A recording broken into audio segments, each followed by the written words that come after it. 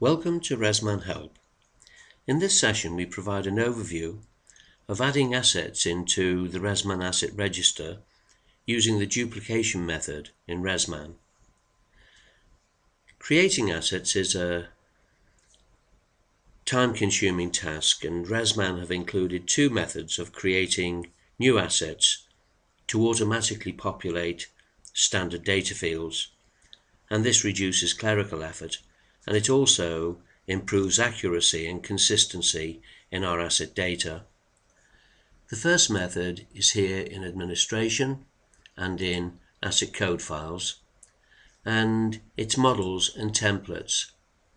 And this would typically be used when dealing with adding assets of regularly occurring models. And this method is covered in a separate help tutorial.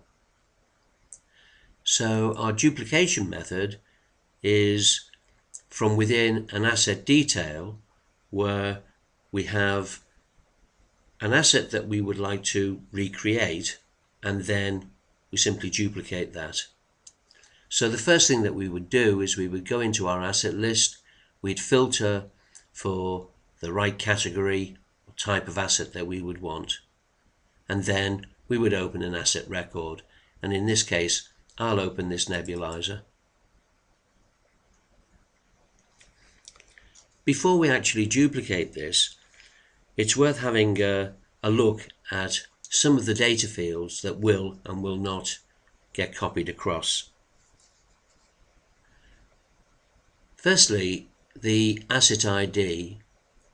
The way that you set up your assets is that you can have the facility to be able to automatically enter an asset ID, and the system will prevent duplications, or alternatively, as mine is set up here in the control file, where the system automatically generates an asset ID when you save a new asset.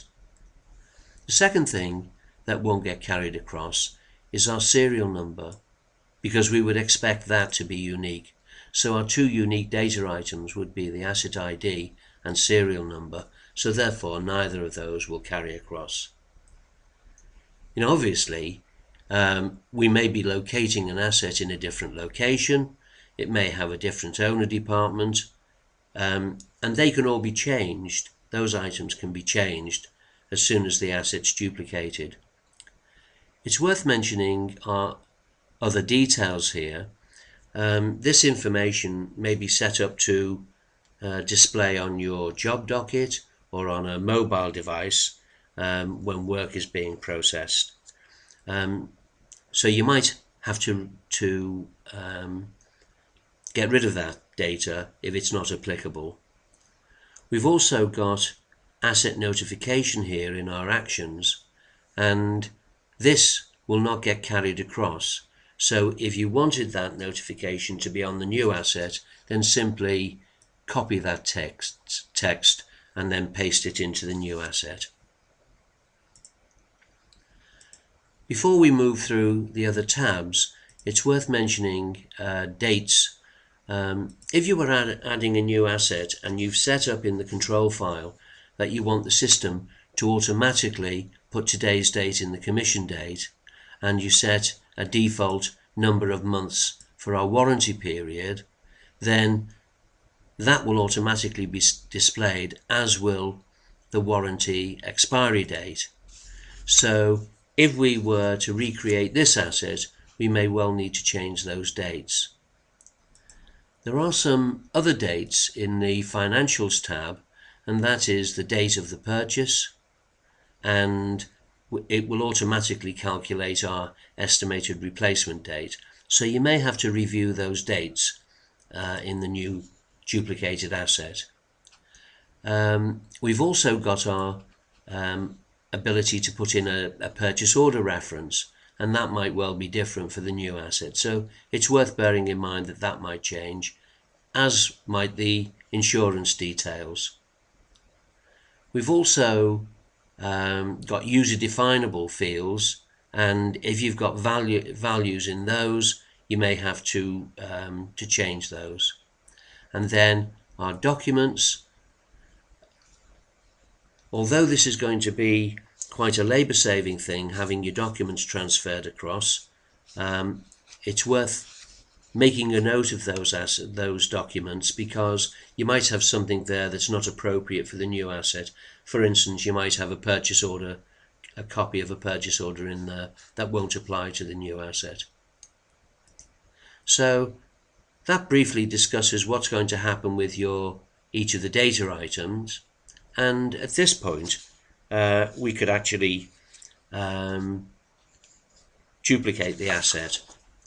Our duplication option, duplicate asset, is here in Actions.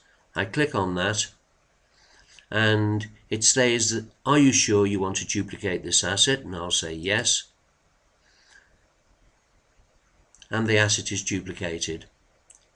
It's worth mentioning that up here we've got our default client. If we had service level agreements set up for the client, and that is associated with our site that we've got here, then it would have also popped up a message saying that this was on a service level agreement, and did I want to use the same SLA for this asset. So at this point we can save our record, and at this point it's now asked me on this one, do I want to select a service level agreement, and on this one I'll put a 7-day SLA on it, and that's added that. And now we have an asset ID. If we've got a source document readily available with the serial number, we could enter that, and of course we could then change any of the data items in here if it was more applicable to this particular asset. So that concludes what we can do with the duplicate asset option, but it's also worth mentioning that we have also got a separate help video on process selected assets, which is another way of globally updating multiple assets. So for instance, if we copied or duplicated a bunch of assets, we could later identify them and we could globally update any items on there using process selected. So this concludes the overview of adding assets using the duplication method in ResMan.